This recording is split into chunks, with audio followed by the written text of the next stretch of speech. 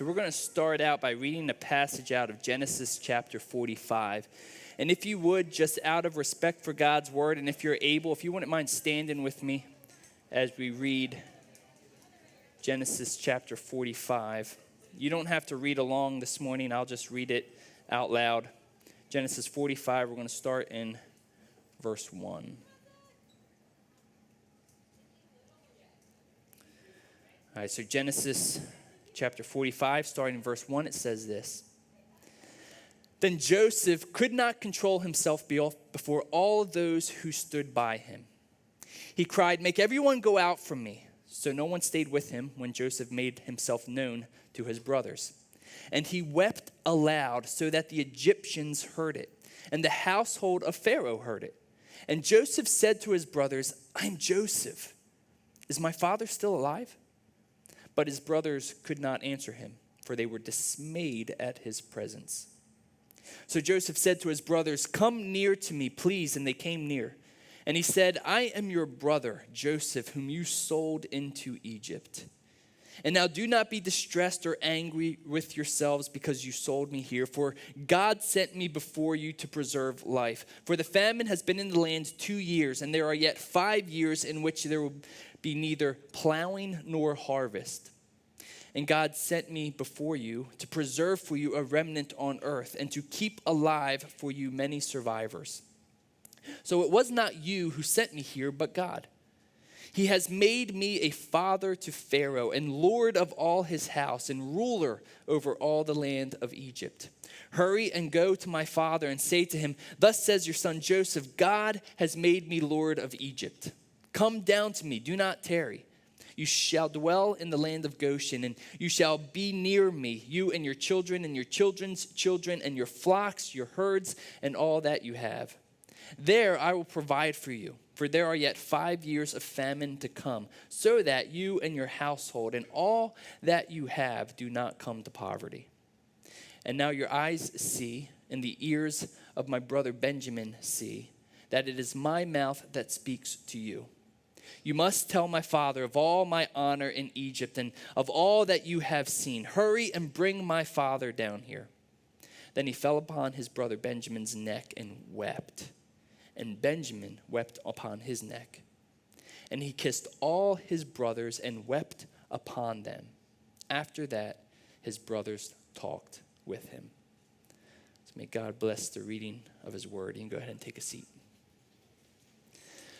So here we are in our third week of this topic of forgiveness, and it's a very prevalent topic. It's one that is very relevant, and the reason why I know this is because since starting this series, I've continued to get numerous feedback from you all. And isn't it funny how when we're going through some sort of topic, God is testing us on that topic?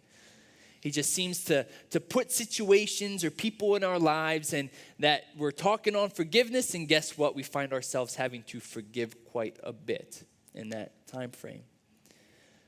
And I think I can say without hesitation that forgiveness is not an easy thing.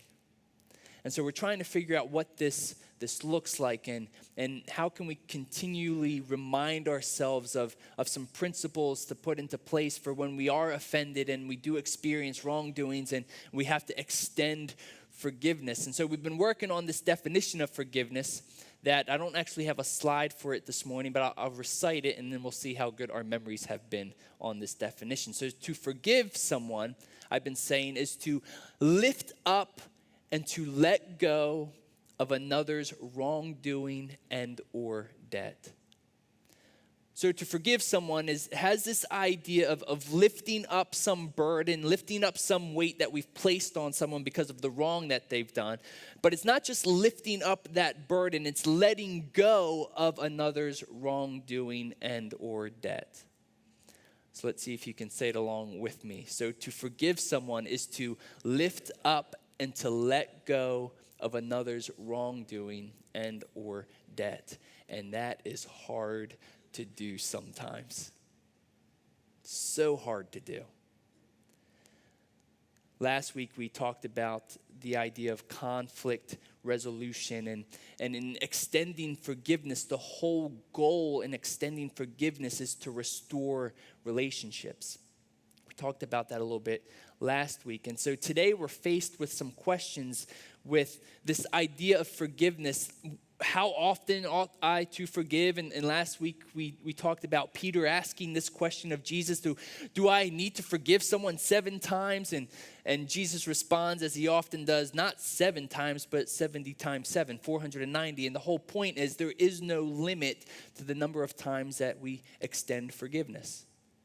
And what if someone so egregiously wrongs me? Is there ever an instance when I don't have to extend forgiveness? When is there something that I don't have to forgive? And we learned last week that the debt that was owed to this one king was an unpayable debt, yet he extended forgiveness for that debt and let it go. And so there is this idea that there really is no sin or wrongdoing in which we aren't supposed to extend forgiveness.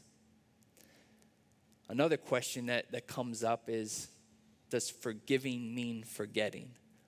And that's a topic that we're going to deal with a little bit today. And what does this idea of forgetting really mean? And so we look at the story of Joseph.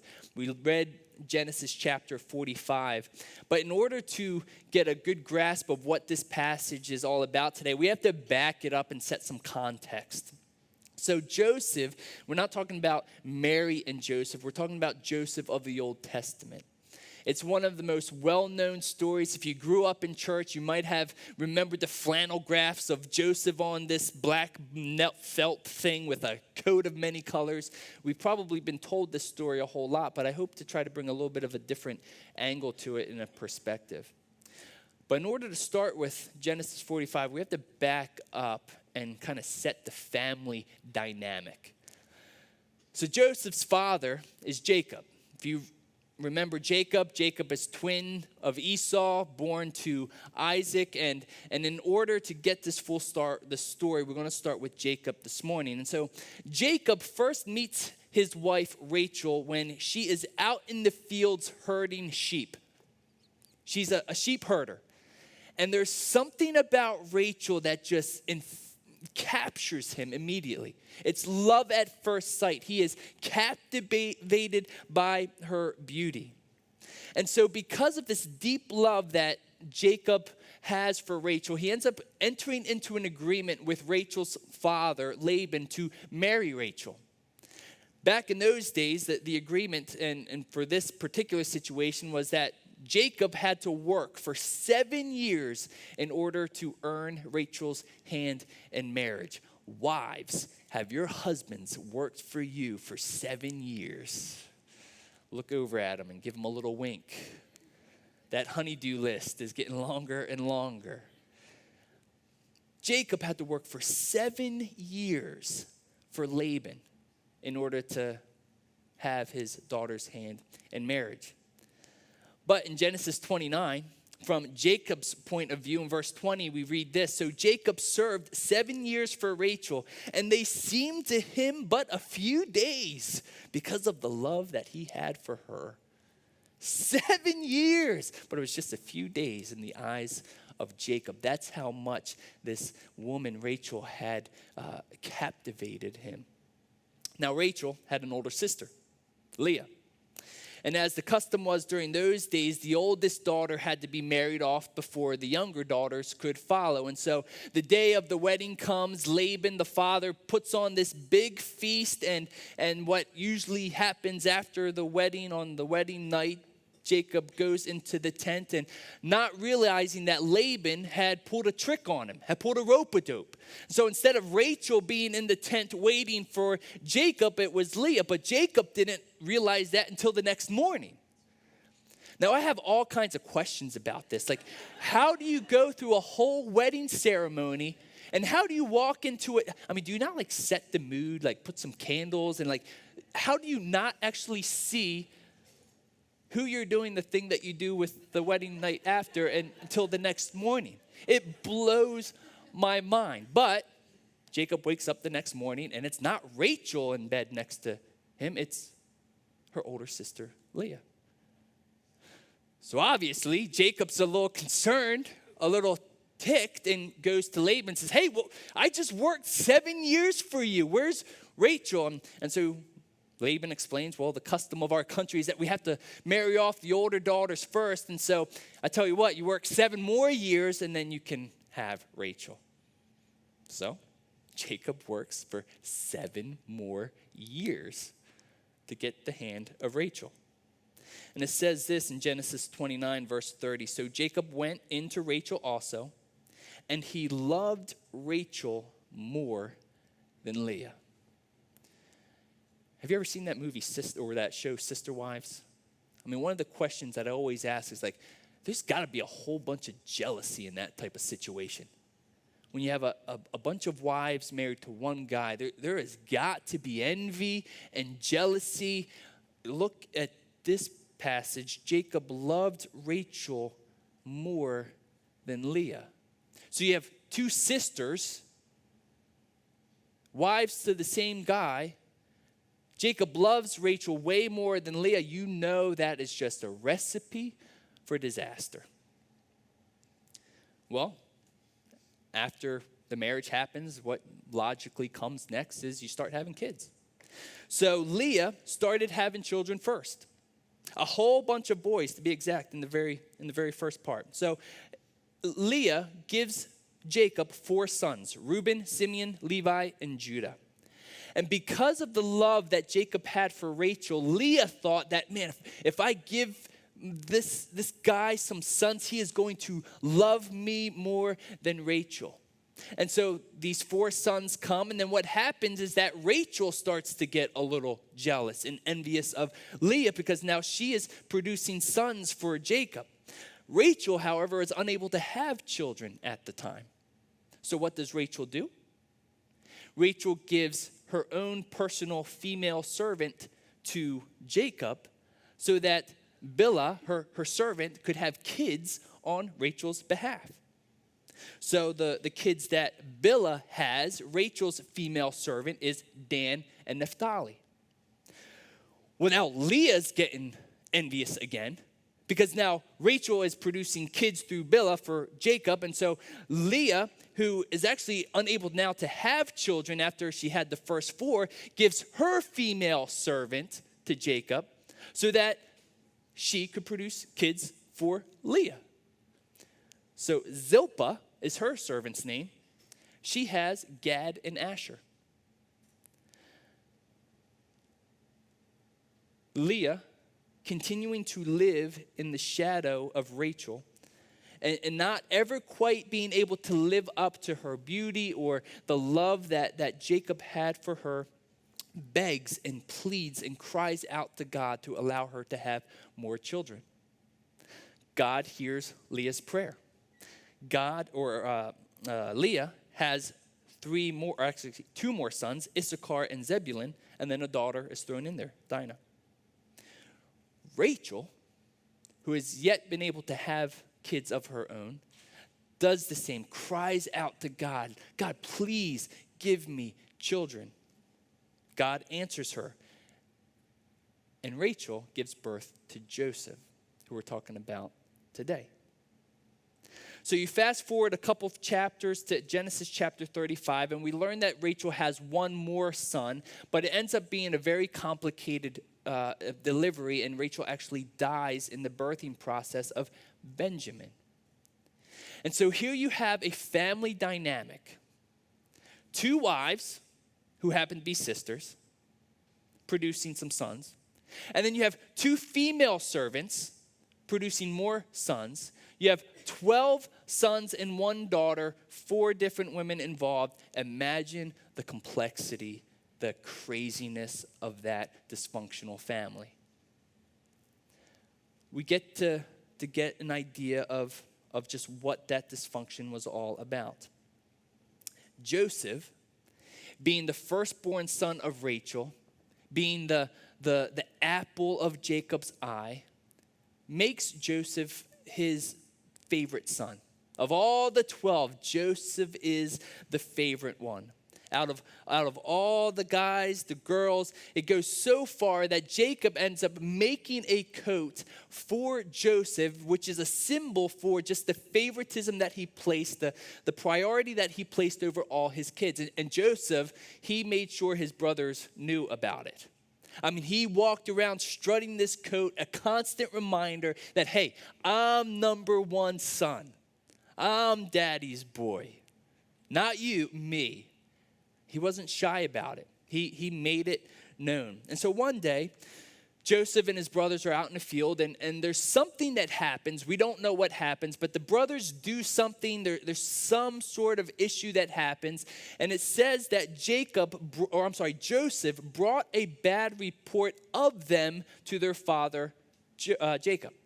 And so Joseph is ratting on them, tattletaling on them. Something they did, and hey, I'm going to go to daddy and tell him, like, you guys are pretty messed up. He was not shy in making known that he was the favorite.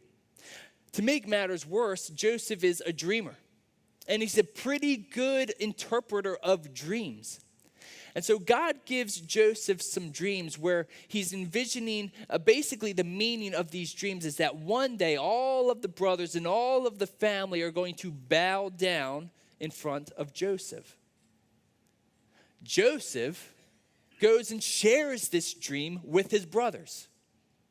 So you can imagine the favoritism that's already placed on Joseph. He's going to his brothers, telling them of this dream that I had, that, hey, one day you all are going to bow down to me. You can imagine that this didn't make the brothers very happy, but only angered them more and caused a division to grow between them and Joseph even more. So one day, all the brothers are out pasturing sheep in the northern country. Joseph is back with Jacob. Jacob says to Joseph, hey, go check in on your brothers and let me know what they're doing. Now, you got to make note of this. All the brothers are out pasturing sheep while Joseph is back playing video games at the palace. He's relaxing. He's taking it all in. And Jacob is saying, hey, just go check on your brothers. And so Joseph goes and finds his brothers out in the northern countryside. And before he gets to the brothers, the brothers see him from way off and start to get angered and start to devise a plan to get rid of Joseph. They even talk about killing him. Reuben, the oldest brother, born of Leah, says, hey, let's not kill him. When he gets here, let's just capture him, throw him in a pit, and let's figure out what to do with him. So there's this hatred between he and his brothers. One brother, Judah, says, okay, so if we're not going to kill him, let's at least make a profit off of him. Let's at least get something in turn for him. Let's go sell him as a slave. They see a bunch of slaveholders passing by. They end up selling Joseph for some money. They take that precious coat that Joseph was so proudly strutting as he was coming out to find them. They tear it apart. They dip it in some animal blood. And then they go back to Jacob, the father, to say, hey, is this Joseph's coat, the one that you made for him? And when he confirmed it, he said, he's been eaten by a wild animal. So they sell Joseph into slavery, lie to Jacob that your favorite son has been killed. And we start to get to see the major dysfunction of this family. Joseph is taken to Egypt as a slave. He is sold to a guy named Potiphar, but he actually does well for himself under the rule of Potiphar. He's a man of integrity, and for some reason, Potiphar sees this and ends up elevating him to second in command of his house. So everything that Potiphar owns, Jacob is controlling and managing that whole situation. Well, then you have Potiphar's wife who comes along. And not only was Joseph successful, but the text in Genesis chapter 39 says that he was handsome in form and appearance. And so he wasn't only good looking, but the guy was jacked. So Potiphar's wife, being quite older than Joseph, who happened to be about 17, 19 years old, sees good looking Joseph and decides that he or she wants a little bit of JoJo. And there's this crazy situation that starts to evolve.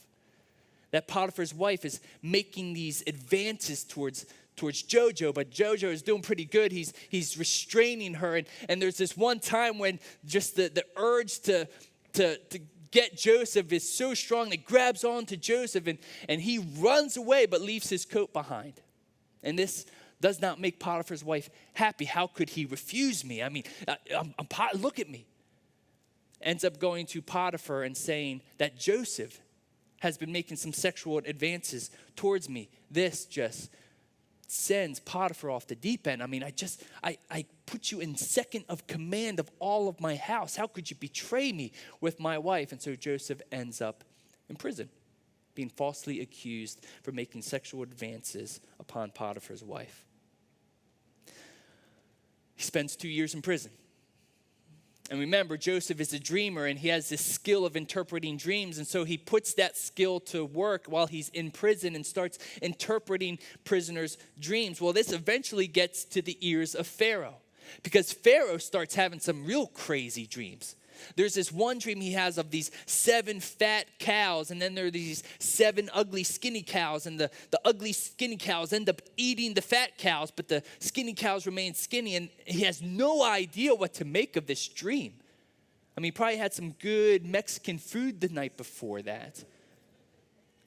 So he goes and hears of how Joseph is a pretty good interpreter of dreams, and brings Joseph and says, hey, there's these 7 big cows and these 7 skinny cows, and skinny cows are eating the big cows. I have no idea what to make of it. And Joseph interprets the dream and says, well, the cows are a representative of Egypt. And you're going to have 7 good, plentiful, bountiful years of harvest represented by the fat cows. But then you're going to enter into a period of 7 years of famine and drought. And it's going to be so bad that even though the skinny cows eat the fat cows, that you use up all your resources that you have stored, it's going to be so bad that you're going to feel the pain of that famine and drought. Well, because of just how skilled Joseph was in interpreting this dream, Pharaoh ends up elevating Joseph to second in command of all of Egypt. So the only person above Joseph is Pharaoh himself. And we start to come now to Genesis chapter 45. It's a couple years into famine. Joseph's family, his brothers and Jacob, are starting to feel the effects of this famine and this drought. And so Jacob tells his brothers, hey, I hear that there's some food in Egypt. Go to Egypt and buy some food and bring it back here. The brothers go to Egypt, and guess who they do business with? Joseph. Now, I don't know about you, but if someone wrongs me and I find myself in the position of Joseph and they are standing in front of me when I have that kind of power, I am thanking Jesus that I have opportunity to repay what has been done to me. Joseph recognizes his brothers. He messes with them a little bit. Says that, hey, you are spies. You're not here for food. You're trying to find out the weaknesses of our kingdom. And the brothers are, no, we're not spies. I've got my dad back home told us to come and get food, and we left our younger brother behind. And so Joseph, being a pretty smart guy, says, well, okay, how about this? One of you stays here with me as a prisoner, while the rest of you go back to get your younger brother to bring him back to see if this whole story matches up. They go back to Jacob and says, hey, they left one of our brothers behind. We told him this story. He thought we were spies, and yada, yada, yada. And so Jacob says, well, okay, go back, get some food. Brings Benjamin, the younger brother, with them. And then we come to Genesis 45. Genesis 45, starting in verse 1 through 3. And as we talk about this idea of forgiving and forgetting this morning, there's a couple principles that we're going to pull out from this passage that will help us understand what this actually means. So starting in verse 1, it says, then Joseph could not control himself before all those who stood by him. he cried, "Make everyone go out from here." So no one stayed with him when Joseph made himself known to his brothers. And he wept aloud so that the Egyptians heard it and the household of Pharaoh heard it. There was so much pain that had built up. There was so much anger and yet emotion behind that when he made himself known to his brothers, that all of Egypt around the palace, that area, heard of Joseph weeping. In verse 3, and Joseph said to his brothers, "I am Joseph. Is my father still alive?" But his brothers could not answer, for they were dismayed at his presence. I imagine the shock after selling your brother into slavery some 13, 20 years earlier, to find him standing in front of you as second in command of all of Egypt. Jaw hitting the floor. They had no idea what to say. Here's the first idea that I want to take out of these couple of verses. That in spite of the egregious wrongdoing of the brothers, of talking about killing Joseph, but then eventually selling him into slavery. I mean, arguably, there's not a whole lot more that gets worse than that type of a wrongdoing. That in spite of their egregious wrongdoings, Joseph kept out of public what needed to remain private. He kept out of public what needed to remain private. The text says this, that no one stayed with him when Joseph made himself known to his brothers. How often do we do this when someone sins against us? When someone wrongs us, when someone offends us? Now, there is some speculation that I have here, but when you back up to Genesis chapter 37 and up until this point, it's about 20 years that has passed since he's been sold into slavery, that Joseph has been sold. And when you read through those passages from 37 all the way up to chapter 45, nowhere in there do you ever see or hear Joseph telling of what his brothers did to him. He's not telling the prisoners when he's in prison, "Hey, I shouldn't be here because my brothers did this. Can you believe that?" He's not telling Potiphar when he's a slave under Potiphar, "Hey, look, my brothers did this." You don't see that anywhere, that Joseph is revealing all that had occurred between he and his brothers. But what do? When we see someone who has sinned against us, we say, well, what is that person doing? How can they go about life without forgiving me, without me extending forgiveness to them? Look at them, they're taking communion right now. How can they do that knowing what they did against me, the sin that they committed? And we end up developing this anger and this bitterness, and resentment starts to well up. And instead of keeping things private that ought to be private, we overlook our own wrongdoing and end up sharing the information with other people under the guise of holy, keeping the truth in love. We want to just make sure that we're protecting you. Watch out for so-and-so because this is what he or she did to me. If someone wrongs you, we learned last week, you go to that person and you confront the person of their sin. And if he hears you, then you have gained a brother. The whole point of confrontation is to restore the relationship. But if that person doesn't listen and refuses to hear the wrong that they committed, then take 2 or 3 witnesses. And if he listens, then great, you have gained the brother. But then if still he refuses to listen, then you bring it before the church. And so what does Joseph do? He dismisses everyone in the presence except for his brothers. And he says, "I am Joseph. I am your brother whom you sold into slavery." He kept out of the public things that needed to remain private. Now, I'm not saying that we shouldn't necessarily seek counsel on some certain types of situations or asking for someone to pray for us when someone has sinned against us and we're trying to work through this idea of forgiveness. But I would also say that we a little bit too frequently and freely offer information that we wouldn't or shouldn't be offering.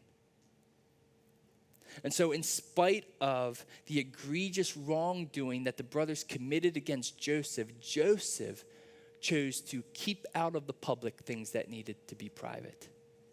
And so we too should keep out of the public things that need to remain private. And then he goes on in verse 4 of Genesis chapter 45. It says this, "So Joseph said to his brothers, 'Come near to me, please.' And they came near, and he said, 'I am your brother Joseph, whom you sold into Egypt. And now do not be distressed or angry with yourselves because you sold me here, for God sent me before you to preserve life.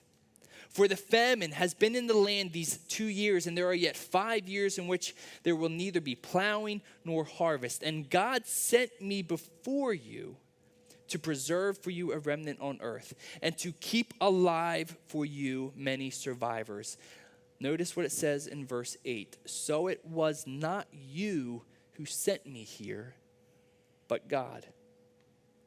He has made me a father to Pharaoh and lord of all his house and ruler over all the land of Egypt." So in spite of the egregious wrongdoings of his brothers, Joseph kept out of the public what needed to be private. And then secondly, we see that Joseph focused on God's sovereignty rather than man's wickedness. The text says, "So it was not you who sent me here, but God." Two of the greatest words that we can grasp on as Christians, and two of the greatest words that we can hold on to in spite of the afflictions and hardships and things that we are going through.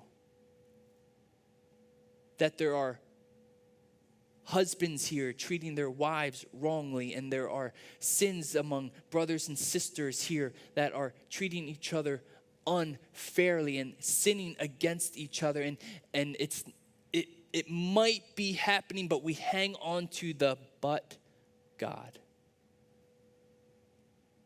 What is God doing in those situations? How is his sovereign hand of protection over us? Far too often when someone wrongs us, we wallow in self-pity. And we start asking questions like, why is this happening to me?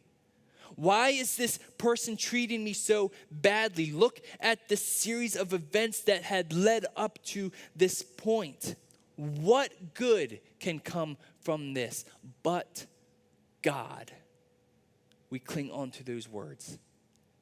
Romans 8:28, and we know that for those who love God, all things work together for good.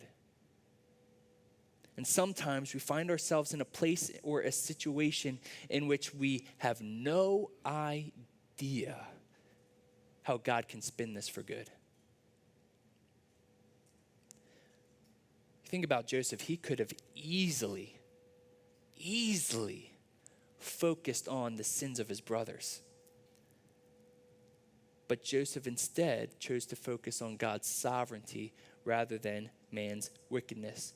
When you look later on in Genesis chapter 49 and 50, Jacob ends up dying. And the brothers are a little scared after Jacob dies because they think to themselves that Joseph is only keeping us alive out of respect for our father, Jacob. And so now that Jacob is dead, he's going to seek retribution on us. He's going to make us pay for the sins of our past. And Joseph says this in Genesis chapter 50, verses 19 to 21. "Do not fear, for am I in the place of God? As for you, you meant evil against me, but God meant it for good." Joseph focused on God's sovereign goodness rather than man's wickedness. So too we, when we are sinned against and we experience wrongdoings against us, are to focus on God's sovereign goodness rather than man's wickedness. And then Joseph says this to his brothers in Genesis 45, verse 9. "Hurry and go up to my father and say to him, 'Thus says your son Joseph, God has made me Lord of all of Egypt. Come down to me. Do not tarry. You shall dwell in the land of Goshen, and you shall be near me, you and your children and your children's children and your flocks, your herds, and all that you have. And then in verse 11, there I will provide for you. For there are yet 5 years of famine to come, so that you and your household and all that you have do not come to poverty. So in spite of their egregious wrongdoings, Joseph kept out of public what needed to remain private. He focused on God's sovereign goodness rather than man's wickedness. And then number 3, Joseph sought his offenders' well-being rather than retribution. The text says, I will provide for you. Joseph is telling this to his brothers. But how often do we walk around life? We see our accusers, we see our offenders being richly blessed by God in some way, and we end up asking the question, why them? After what they did to me, how come that person's driving around in the new car? How come that family dynamic looks perfect? Why them? Why, after all that they did, are they experience God's blessing? Far too often, we like to go to those imprecatory psalms, those psalms that declare judgment and calamity and curses on people. So we go to Psalm 55:15. Let death steal over them. Let them go down to hell alive. That's what we want. Or we want Psalm 58. God, break the teeth of the wicked. Psalm 69. Let them be blotted out of the book of life. And if we're really ticked, then Psalm 109:9. May his children be fatherless and his wife a widow. We like going to those psalms and reaping those curses and judgments over people that have wronged us. But Joseph could have easily done that. His position of power, I think we probably all would think he would be okay and, hey, I'm going to put you in prison for a little bit. I'm going to let you experience a little bit of what I experienced because of your wrongdoing against us. Many of us would be happy with such revenge. But instead, Joseph promises to provide for them in this famine. There is a famine in the land that although it could have been easy for Joseph to say, you know what, just go back home, Godspeed. If God wills to protect you and sustain you in your hometown, then fine, so be it. You're on your own. But instead, Joseph extends grace, giving something that they didn't deserve. And so instead of seeking retribution, Joseph seeks out the well-being of his offenders. So too we should seek the well-being of our offenders rather than retribution. And then Joseph says this as we close up, and now your eyes see, and the eyes of my brother Benjamin see, that it is my mouth that speaks to you. You must tell my father of all my honor in Egypt, and of all that you have seen. Hurry and bring my father down here. Then he fell upon his brother Benjamin's neck and wept. Now remember, Joseph and Benjamin are full brothers. They shared Rachel as their mother. And there was a connection between Joseph and Benjamin that didn't exist like the other brothers. And so as they're reunited, there's this weeping and a well of emotion that comes up. And it says that he kissed all of his brothers and wept upon them. After that, his brothers talked with him. As Joseph extends forgiveness, as Joseph keeps out of public what needs to remain private, and as Joseph focuses on God's sovereignty instead of their wickedness and seeks to bless them, to provide for them, to seek out their well-being instead of retribution, there is a restoration, a reconciliation that starts to happen between he and his brothers. The whole goal of extending forgiveness.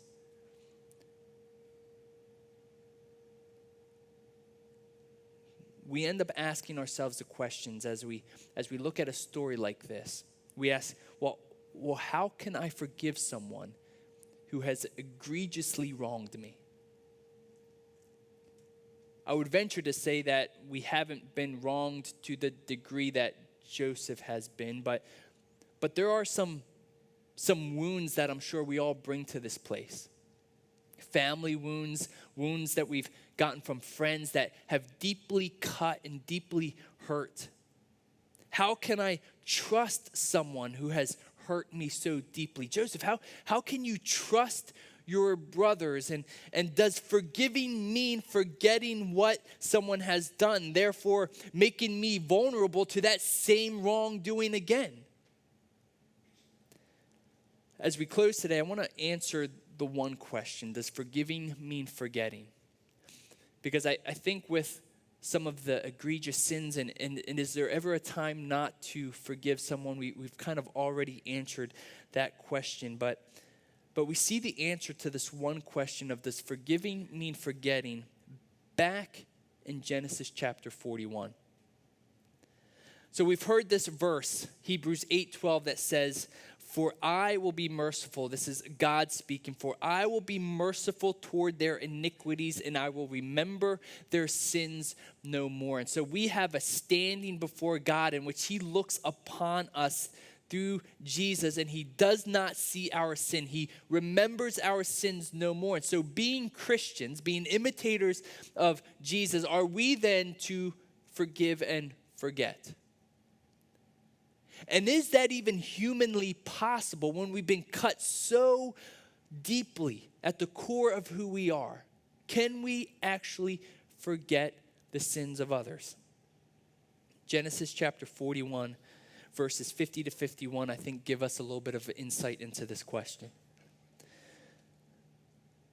Starting in verse 50, it says this: "Before the year of the famine came," so everything was well in Egypt. Land was plentiful. The harvest was great. 2 sons were born to Joseph. So Joseph ends up having kids of his own. Verse 51, "Joseph called the name of the firstborn Manasseh. For," he said, "God has made me forget all my hardship and all my father's house." Verse 52, the name of the second he called Ephraim. "For God has made me fruitful in the land of my affliction." So a couple of definitions to throw out real quickly. This firstborn son's name, Manasseh, means causing to forget. And then the second-born son, Ephraim, means I shall be doubly fruitful. So Joseph is continuing to recognize God's blessing on his life in the midst of the tremendous wrongdoing that he experienced at the hands of his brothers. So there are some things that I believe God allows us to truly forgive and forget. I mean, you can ask Colleen. I've had some ignorant husbandly wrongdoings that I've committed that she's forgiven and it's long forgotten. But then there are those things that cut so deeply. How can we ever possibly forget them?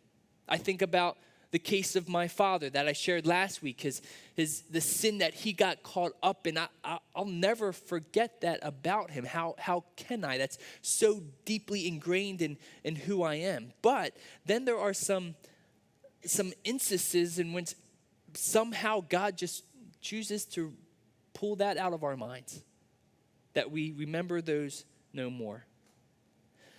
So in one son, Joseph seems to forget the sins of his family's past, while in the next son, he seems to be reminded of God's goodness in spite of the sins of his family's past. So here's what I think is the answer to the question, does forgiving mean forgetting? Yes, there will be some sins, wrongdoings against us that we'll be able to forget. When we put them on the comparison scale, there are some sins that in our minds are less significant than others. And so I imagine that there will be some things that just over time we will forget. But then there are others that we don't necessarily forget, but choose to move on from. And I think that is what these verses are saying in regards to Joseph's sons, that the name of the two boys that Joseph has revealed is that he has not entirely forgotten the past. While the one name, Manasseh, means that he has forgotten, reflects how things have moved on for Joseph, yet in the name of his next son, Ephraim, that I'm experiencing blessing in the midst of hardship. And so instead of just simply forgetting the sins of others, we move on from them. And we leave the past in the past. And we look forward to what God has for us ahead. And some of the ways that we can do that to help forget some of the sins that people have committed against us is to keep private things private, to focus on God's sovereignty rather than man's wickedness, and to seek your offender's well-being rather than retribution. A practical way in doing that, in seeking someone's well-being, is to just pray for them. Pray for that person. It takes the focus off of the hurt that you're experiencing, and instead it's just seeking God's sovereign provision in their lives. And so we may not ever fully forget those deep wounds that were caused by wrongdoings and hurts. But I believe that if we practice these things that we learned today, that we can certainly move on and begin to fully live the life that God has for us instead of dwelling in the past of our hurts and aches and pains. Amen? So keep out of the public things that need to remain private. Focus on God's good sovereignty rather than man's wickedness. And seek the well-being of your offenders rather than retribution. So, Father, help us to put these principles in practice.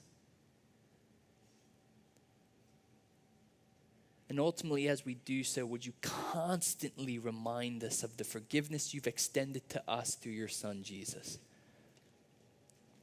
That because of the model he shows us, there is no sin too egregious that we cannot forgive, that there is no number of times that we limit forgiveness, that we can actually move on from the hurts of our past because of what you have done for us, the extended forgiveness that you've given to us.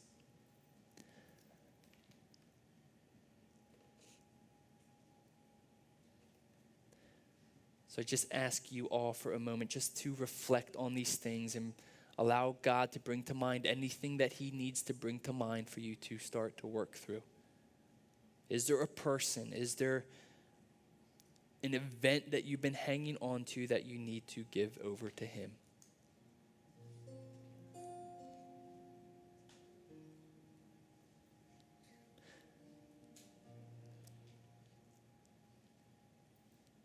To forgive someone is to lift up and to let go of another's wrongdoing and or debt.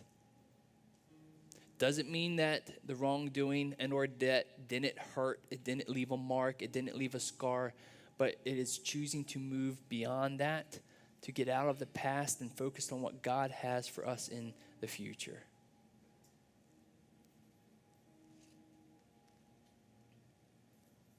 Another interesting point in Joseph's case, when we read about the two sons that he had, I believe that Joseph even forgave his brothers back then when he didn't see them face to face. And so there are times in which forgiveness is extended, not for the sake of the other, but just for us to be able to move on. Yet there was a time when Joseph's brothers became face to face with Joseph, and he had to extend forgiveness again face to face. So there are times when we just need to rely on God, extend forgiveness even when the offender is not present, but then there will be a time when you will come face to face with that person and you may have to do it again.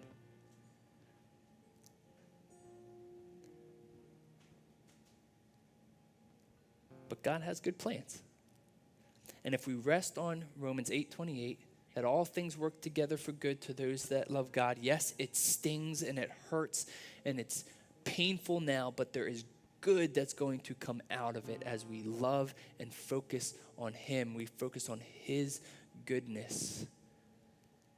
Look towards the future. Look to his face. Don't take your eyes off of Jesus in those times of hurt. Because as a forgiven people, we are to be a forgiving people. And we get to bring others into that forgiveness and see God do great things through it.